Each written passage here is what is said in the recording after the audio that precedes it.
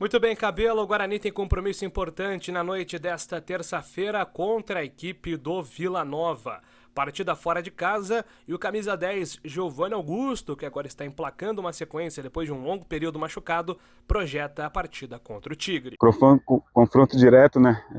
Mais uma final de campeonato pra gente. Do meu ponto de vista, acredito que vai ser o jogo mais difícil do ano, até porque a equipe do Vila vem numa crescente muito boa.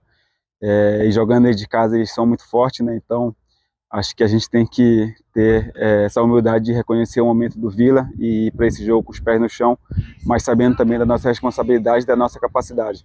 Acredito que vai ser um grande jogo, se a gente conseguir entrar focado ali no início do jogo, a gente tem tudo para fazer mais um grande jogo fora de casa e, se Deus quiser, sair com a vitória. Giovanni Augusto também fala sobre a estratégia que será adotada pelo Guarani para tentar conquistar os 3 pontos nesta noite. Acho que o início do jogo é muito importante, a gente conseguir segurar a pressão do Vila Nova ali aos 15, 20 minutos do primeiro tempo.